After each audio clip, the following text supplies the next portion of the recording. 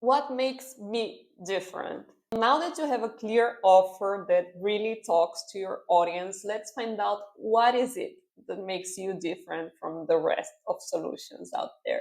Why focus on differentiation? Understanding your unique qualities ensure your audience chooses you over others. You position yourself as the preferred solution in their minds, and you avoid blending in with your competitors offering similar solutions. So this section is 100% hands-on. Here you will undertake a small market research in your field to understand what is it that makes you unique. Bear in mind that you share your audience with plenty of other competitors and even non-competitors in different fields. And you are competing for their interest, competing for their attention.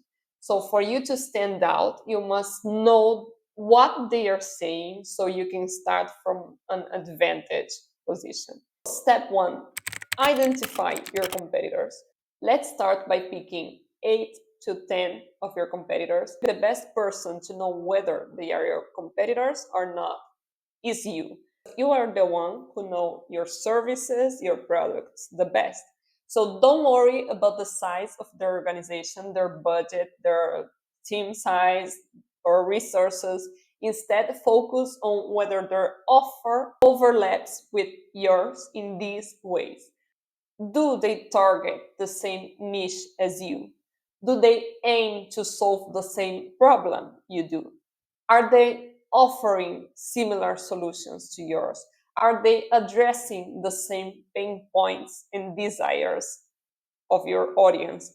While you are crafting your competitor list, I recommend you to jot down how they promote their offers. What words do they use? Now it's time to use your brand positioning chart. This tool is structured into 4 sections, each one representing one of your pillars. Remember the pillars you established before. This will be the foundation of your competitive analysis, right? You might notice I'm not using a SWOT analysis here. We are not basing your market research on your competitors' strengths, weaknesses, opportunities, or threats as a SWOT analysis does.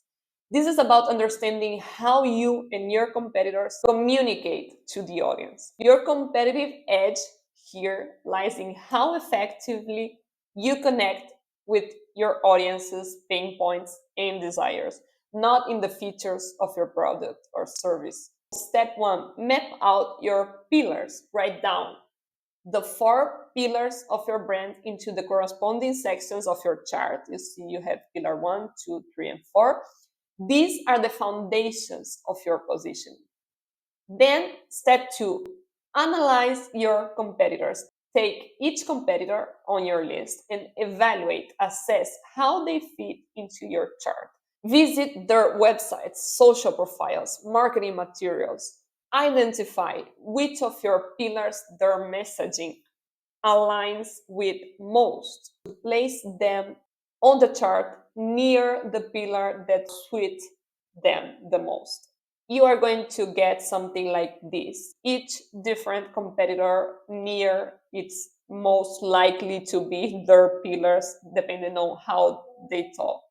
This exercise, you see that most competitors tend to group around the same spot with the exact same offer. They end up in the same position with very little differentiation. Here in this example, you can see everyone is at the middle, in between strategy, content, and differentiation and growth. They kind of offer the same amount of everything.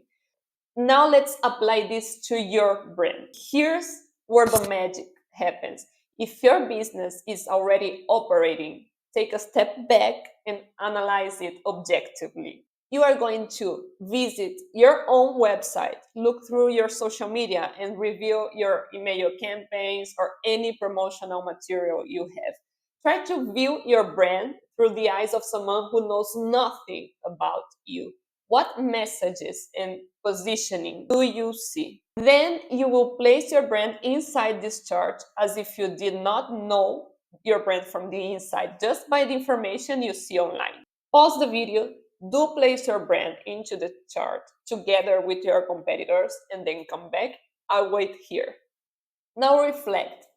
How is your brand positioning at this current moment? Is it what you expected? Is your content aligned with your goals or your ideas for your brand? But we are not done yet. You most likely have pinned your brand right at the center, there with the whole bunch of competitors, right? Now, how are you going to stand out if you are promoting your brand in the exact same way as everyone else? Now that you have researched the market, analyzed your competition, and taken a step back to see your brand through an objective lens, you're in the perfect position to reposition your brand and set it apart from the rest. But here's the key: repositioning your brand doesn't mean changing what you sell, what you do. It's about promoting it, communicating it in a different way. It's much simpler than it may seem. And we'll dive into exactly how to do that next. Back when I was running one of my former agencies, Pink Pixel 3, which is right in the middle of this chart, we decided to do this little brand positioning exercise you see here. The idea was to figure out where we stood compared to other agencies and see how our competitors were positioning themselves. What we found was we were right in the middle of where all their agencies were as well. So it was crowded, super competitive, and really hard to stand out. That's when we realized that if we wanted to grab more attention, we'd have to move our position. So we took a closer look and noticed it. There weren't many agencies talking about two key things: differentiation and growth. So we figured if we leaned into those ideas in our messaging, we'd have a much better shot at standing out. This simple exercise taught us how to talk about ourselves in a way that got us noticed. And this is the goal for you with this exercise.